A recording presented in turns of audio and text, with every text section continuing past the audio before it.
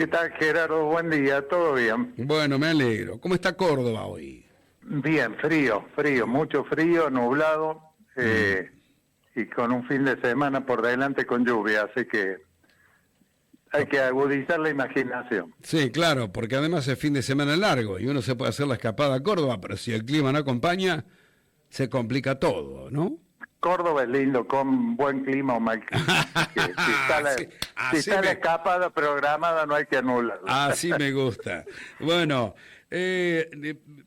contame un poco sobre qué es lo que estás viendo desde el punto de vista económico. Muchas reuniones, muchos conciliábulos, Ujú. peleas de todo tipo. ¿Hacia dónde nos conduce esto? Que la gente que está endeudada y no puede salir, el índice de inflación que se va a conocer hoy, pero que estaría en el 2%, muy por arriba de lo que pretendía el gobierno para esta época, que dijeron allá por abril que esto iba a empezar con cero, aparentemente estamos lejos todavía, el riesgo país que sube, ¿qué implica todo esto en el marco de la economía que estamos viviendo? Sí, yo creo, Gerardo, que hay que ponerlo, siempre es la política la que guía el instrumental económico, y lo que estamos asistiendo es a una aceleración de la incertidumbre. Mm, Si ustedes recuerdan, hace 40 días, cuando se empezó a superar el episodio Adonis, parecía que el gobierno iba a retomar la iniciativa política, y a partir de allí, en paralelo, el ministro Caputo anunciando algunas cuestiones vinculadas al frente financiero iban a permitir transitar estos meses con mayor tranquilidad. Nada de eso se ha producido, y eso es lo que estamos viendo a raíz precisamente de los puntos que vos bien has señalado, es decir, aumento en la mora, caída en los salarios reales, caída en el empleo, cierre de fábricas, suspensiones, y siempre con solo 3 sectores de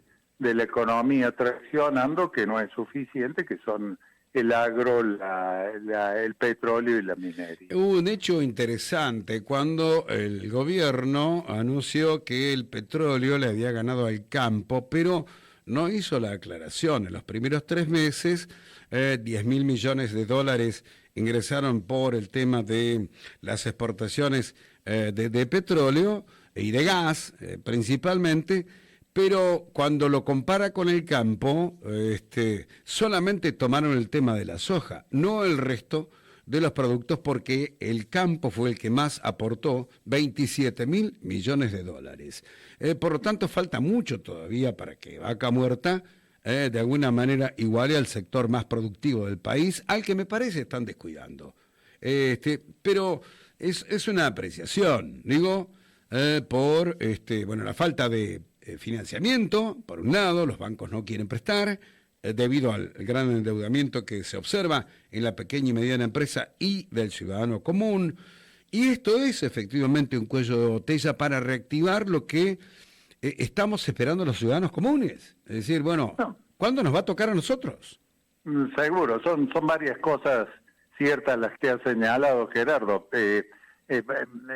Digamos, el paraguas que dio el RIGI como régimen para grandes inversiones, no está dando el resultado con el cual fue anunciado. Si bien se han aprobado 50.000 millones de dólares en proyectos, los desembolsos reales han sido solamente 2.000 millones, eso que se esperaba que iba a ser un gran disparador de la actividad, todavía no se ha dado. Y por otro lado, tenemos sectores de la población que están sufriendo las consecuencias de la mora, que el gobierno dice: no intervengo porque es un problema de irresponsabilidad, o del banco que dio el crédito sin tomar los recaudos necesarios, o del ciudadano o la pyme que tomó ese crédito y lo hizo sin prever qué cuestiones podía tener por delante. Y esto puede haber habido algo, puede haberse dado alguna situación particular, pero el grueso responde a una cuestión contundente, que es la caída en el ingreso disponible, que es la baja en el nivel de actividad, y que es la suba de las tasas de interés, claro, porque fruto de una mala política monetaria. Si tú recuerdas, cuando sacaron las LEF y todo, las tasas se dispararon y se mantiene un nivel de tasa bajo para el ahorrista, pero muy alto para quien toma crédito, lo cual ese círculo virtuoso pasó a ser un círculo vicioso. Claro, lo que pasa es que cuando lanzaron todas estas líneas de crédito hace un poco más de un año, las tasas eran bajas, inclusive las tarjetas de crédito que comenzaron a utilizarse justamente para ir a comprar al supermercado, no se usaron para bienes suntuosos, ni mucho menos, ¿no? Medianamente se iba, bueno, pagando el mínimo con una tasa más o menos acorde a las circunstancias, pero después cuando estas volaron, ya la gente ni siquiera pudo afrontar efectivamente el mínimo de la tarjeta, ¿no? Que es efectivamente la situación más dramática, porque está todo el mundo en mora, todos en el veraz, los bancos que han intentado algún tipo de refinanciación, pero la gente refinanciando sigue, digamos, buscando una alternativa que le va a durar años para poder salir, y no tiene la chance, en todo caso, de buscar, digamos, algún salvavidas, digo, para tener un mayor ingreso. La inflación, la baja de inflación por sí misma, no va a solucionar el tema hasta tanto no mejoren los ingresos de la gente. Y estamos lejos de eso. No, seguro.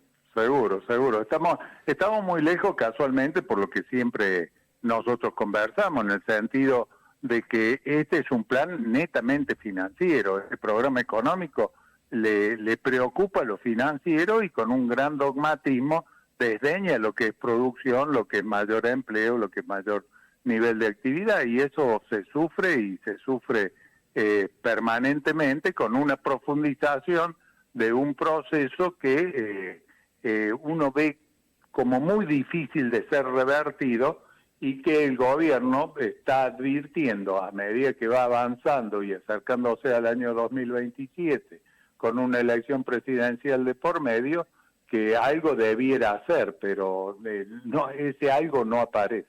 Uh-huh.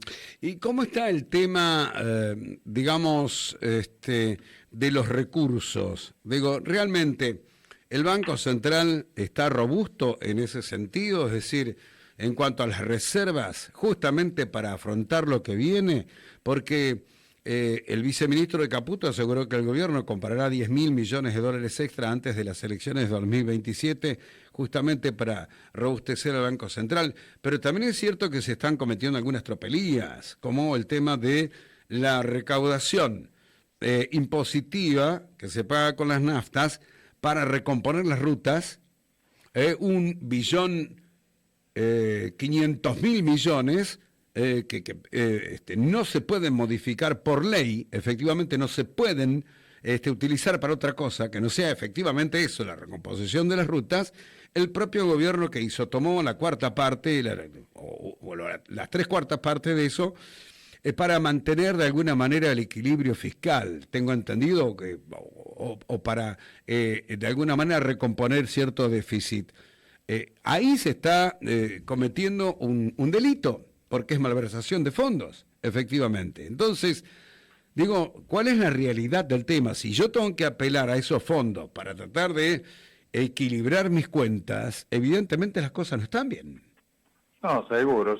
Ahí hay dos cuestiones que vos has señalado en lo que hace a lo que dijo el viceministro Daza, en el sentido de que el Banco Central va a comprar 10.000 millones de dólares, necesita comprar, porque en el propio programa financiero que anunció el gobierno está diciendo que el año que viene va a tener que comprarle el Tesoro al Banco Central 6.000 millones de dólares para pagar el compromiso de deuda. Así que mínimamente tendría que comprar 10.000 millones de dólares para poder cumplir con estos objetivos. Y lo otro que vos señalas es un proceso de contabilidad creativa y de cierto manejo de fondos que pueden tener ribetes penales, en el sentido de desviar fondos o efectuar manejos contables que permitan exhibir un superávit que en realidad no lo es.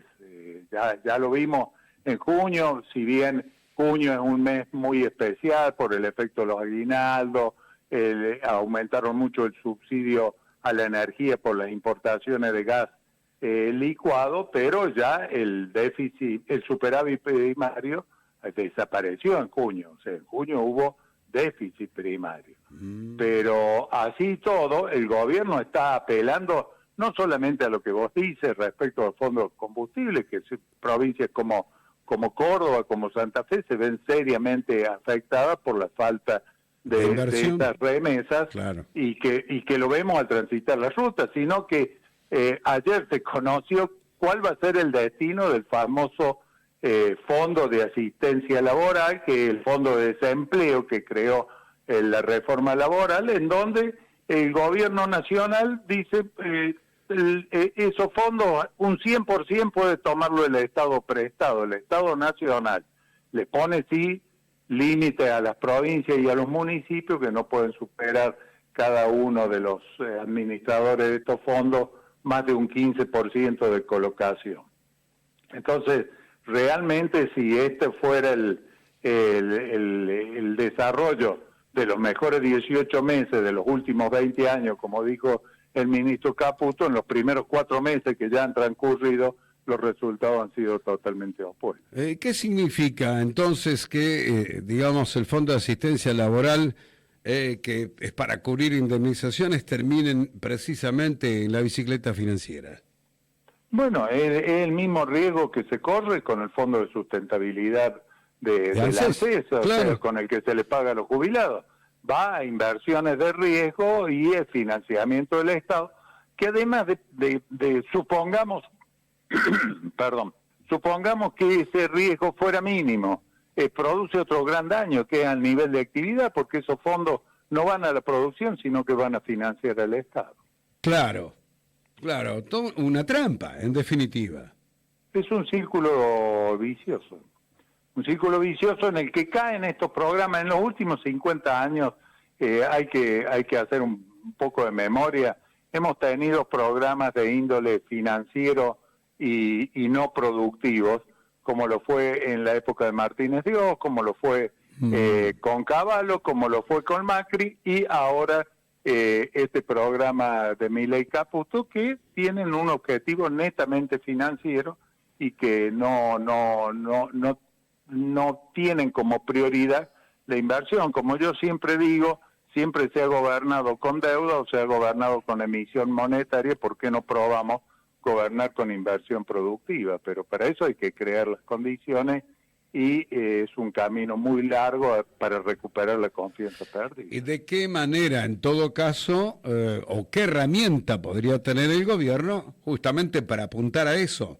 A la reactivación económica. No estoy hablando de, digamos, todo esto que se ha anunciado de las inversiones, porque en el RIGI, ha dicho el viceministro, se han presentado, se manejan cifras que, bueno, si todo esto fuera cierto, seríamos Canadá. Digo, 150.000 millones de solicitudes de inversiones en dólares, aprobaron 50.000 millones y 4.500 millones de dólares se han materializado y que el 97% está por delante.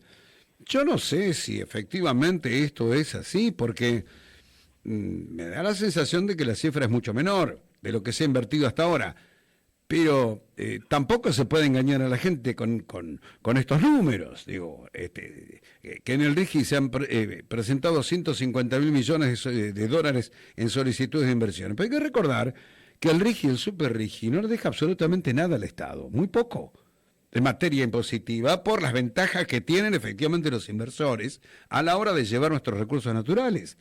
No hay, y me parece que ese también es otro problema. Gerardo, si me permites, más allá de esta realidad distorsionada, de este relato que hace respecto al RIGI el gobierno, tengamos en cuenta que ya la capacidad instalada de nuestra industria, la que ya está, la que ya existe, la que está lista para ponerse en marcha, es el 50%. O sea, hay un 50% de capacidad ociosa en la industria argentina. O sea que hay capital ya invertido por un 50%. Permitiría con políticas proactivas hacia la industria y dando un panorama hacia futuro y privilegiando la inversión, utilizarla sin un mayor esfuerzo de nuevas inversiones para poder empezar a reactivar, pero eso no está en la agenda del gobierno. Uno si escucha no solo al gobierno, sino a aquellos analistas que abonan el camino que está citando el gobierno, la palabra producción, la palabra creación de empleo nunca no se está, no está en la siempre agenda. estamos pensando en cuáles son los compromisos de deuda y cómo anduvo la licitación del Tesoro, si el Tesoro absorbió pesos, si liberó pesos, si la tasa de interés, si el tipo de cambio, o sea, ninguna de las cuestiones vinculadas a la producción están en agenda y yo me imagino que ustedes ahí en Rafaela lo deben sufrir. Pero ni hablar, un comunicado del Centro Comercial y de FISFE, sobre todo de la Federación de Industriales de Santa Fe, fue lacónico, ¿no? Se ha caído la actividad industrial un 7% en el último año. Es una barbaridad. Sí, el responsable del diseño de la política económica dice que los industriales o quienes defienden la industria son tarados, indudablemente que está todo ahí. Siembra vientos y cosecharás tempestades, ¿no? Dice el dicho. Y además hay advertencias dentro de el mismo grupo de La Libertad Avanza, todos aquellos que se embanderaron, inclusive recibiendo fondos, como el caso de la Fundación Faro, ¿no? Con Lagia Rigoni, que depende de Santiago Caputo, también un personaje oscuro de la política, que no tiene cargo alguno, pero tiene cajas extraordinarias, por cierto, ya está dudando del tema. Lagia Rigoni está diciendo que tenemos que unirnos para tener una oportunidad en 2027. O sea, están viendo que la confianza de la gente se está perdiendo en la medida en que justamente el ciudadano común no encuentra trabajo y si lo encuentra, bueno, los sueldos son por debajo de la línea de pobreza y ha crecido la informalidad de una manera extraordinaria como consecuencia de la pérdida de puestos de trabajos oficiales en la provincia de Santa Fe. Más de 40.000 trabajadores perdieron. Efectivamente, el gobierno muestra como un logro la caída del empleo. El empleo privado, desde diciembre del 2023 hasta junio del 2026, que son los últimos datos que estamos manejando, el empleo privado cayó 243.800 puestos. Y el público 82.600. O sea, más de 300.000 puestos de trabajo registrados se han perdido. Pero el gobierno dice que el gran logro es que ha aumentado la informalidad, ha aumentado el cuentapropismo y que ahí está recalando quienes quedan sin empleo registrado y que por lo tanto no se verifica una caída del empleo. Entonces, bueno, son conceptos que uno realmente no puede compartir. También rechazaron de alguna manera la posición de la CAME con respecto a las ventas digamos en los comercios, claro, diciendo que lo que pasa es que el 38% de la población compra a través de, para decirlo, Mercado Libre, ¿no? Online. Por las compras online vía plataforma. Bueno, de alguna manera el propio Galperín rechazó esta teoría del gobierno, porque, bueno, algunos dicen, bueno, la leche, el pan y la carne no lo pedís por Mercado Libre, vas al súper. No, seguro. Entonces, y encima si lo tenés que pagar con tarjeta y financiarlo, está hablando de que algún problema hay. A partir de esto, y a un año prácticamente de las elecciones, digo, ¿hay chances de recuperar esta situación? ¿Y qué debiera, en todo caso, hacer el gobierno, viendo los números? Porque hoy vamos a tener un 2% de inflación que se suma naturalmente a un año que para el gobierno iba a ser mucho más tranquilo en ese aspecto. Recordemos que en el presupuesto se determinó que la inflación iba a ser del 10%, y estamos lejos. Tenemos la inflación, una de las inflaciones más altas del mundo, ¿no? Después de Venezuela, en América Latina somos nosotros con el 30 y pico de %. Y te dicen, bueno, pero ¿de dónde venimos? 2023. A ver, amigo, pasaron 3 años. Entonces, hubo al inicio de este gobierno una fuerte devaluación. totalmente.